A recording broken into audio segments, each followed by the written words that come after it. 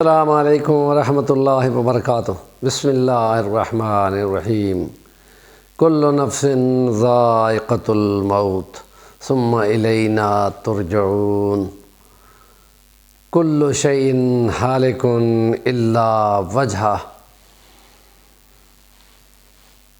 پیر ذوالفقار نقشبندی آج اس دار فانی سے دار البقاء کو کوچ کر گئے۔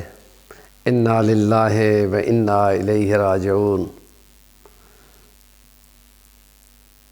حضرت دیوبند مسلک میں نقشبندی سلسلہ روحانیت میں خاص مقام رکھتے تھے۔ وہ حضرت حسین علی الوانی وہاں بچراں والے ان کے خاص مرشد چکوال والے پیر صاحب کے خلیفہ تھے، اور اس لیے حضرت صاحب الوانی کے بہت زیادہ عقیدت مند تھے۔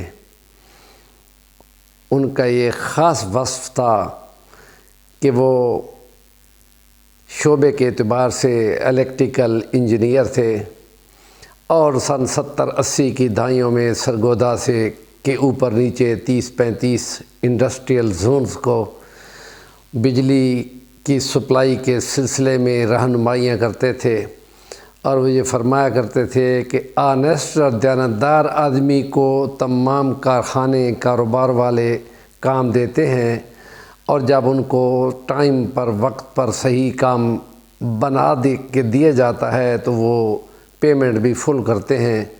اور جس وقت انہوں نے یہ تمام سلسلہ ختم کیا تو اس وقت ان کی منتھلی 50 لاکھ سے اوپر تنخواہ تھی، اور اس بات کا تذکرہ گھر والوں کو بھی معلوم نہیں تھا۔ اور اس وقت انہوں نے یہ سوچ لیا کہ خدا پاک کا وہ جو کلام کی آیت ہے وَمَنْ أَحْسَنُ قَوْلًا مِمَّنْ دَعَا إِلَى اللَّهِ وَعَمِلَ صَالِحًا، اس آیت نے کتنے بڑے بڑے ہنرمندوں کو، سائنسدانوں کو، انجینئرز کو، ان تمام ڈاکٹرز، شعبہ میڈیسن والوں کو اپنے کام سے چھڑا کر دین پہ لگوا دیا، اور یہ وہ ہے کہ جس نے ان کی کایا پلٹ دی۔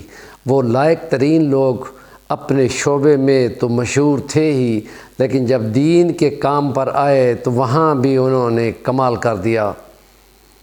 ڈاکٹر ذاکر نائک شعبے کے اعتبار سے میڈیکل ڈاکٹر ہیں، لیکن تقابل ادیان کے سلسلے میں پوری دنیا میں انہوں نے غلغلہ ڈال رکھا ہے، اور کتنی عیسائی دنیا، کتنے ہندو لوگ، کتنے اور مذاہب کے لوگ اپنے مذہب کو چھوڑ کر اسلام پہ آنا پسند کرتے ہیں۔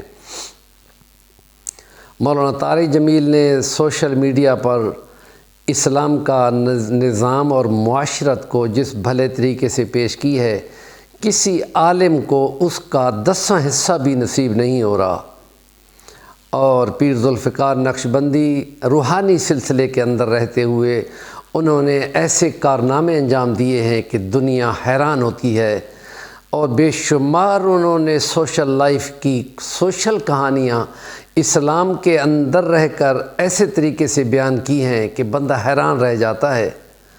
اور مختلف جدید سائنس سے منسلک تمام معلومات اور اخبارات کو بھی وہ دیکھا کرتے تھے، اور اس کی روشنی میں اسلام کے پہلو سے ان کو مختلف پہلو بتایا کرتے تھے، اور یہ بڑے جدید سائنس کے حامل ماہرین بھی ان سے استفادہ کرتے تھے، اور یہ فرمایا کرتے تھے کہ دل کے اندر جو آواز نکلتی ہے وہ ایک خاص قسم کی آواز ہے۔ اس ڈاکٹر کو پیر صاحب نے فرمایا کہ یہ جو آواز تم سمجھ رہے ہو یہ وہ آواز نہیں ہے، بلکہ یا رب یا رب یا رب کی آواز یہ سامنے آ رہی ہے، اس کو تمہیں سوچنا چاہیے۔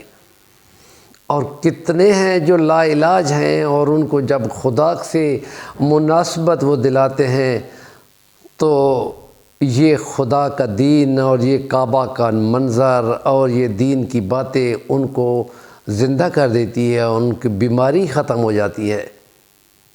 کیسے ایک جرمن انگریز لڑکی عیسائی مذہب کی، وہ اسلام کی طرف راغب ہوتی ہے، اور یہ پیر صاحب ان سب کی کہانی کو کیسے دل آویز انداز میں بیان کرتے ہیں۔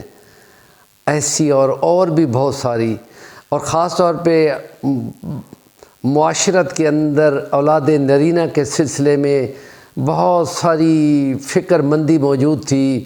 پیر صاحب نے اس کو جرمنی کے اندر سے کیے گئے تجربے کی روشنی میں تمام اپنے فالوورز کو اور اپنے عقیدت مندوں کو یہ سنایا کہ اگر جوڑا میاں بیوی 3 کیلے کھائیں اور ان کیلوں پر یا ولیو 11 بار پڑھیں اور اللہ تعالیٰ سے مانگیں اور دعا کریں، کوشش جاری رکھیں، تو اس سے ان کو 100% رزلٹ یہ ہے کہ خدا ان کو اولاد نرینہ دیتا ہے۔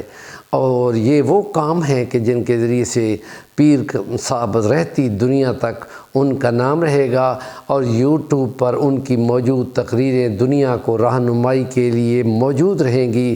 اللہ تعالیٰ ان کو جوار رحمت میں جگہ دے، اور انہوں نے جو سلسلہ روحانیت کو آگے بڑھایا ہے، ان کا 2 بیٹوں میں سے بڑا بیٹا ہو بہو باپ کی کاپی ہے، اور امید کرتے ہیں کہ اللہ پاک اس سلسلے کو آگے تک قائم و دائم رکھے گا۔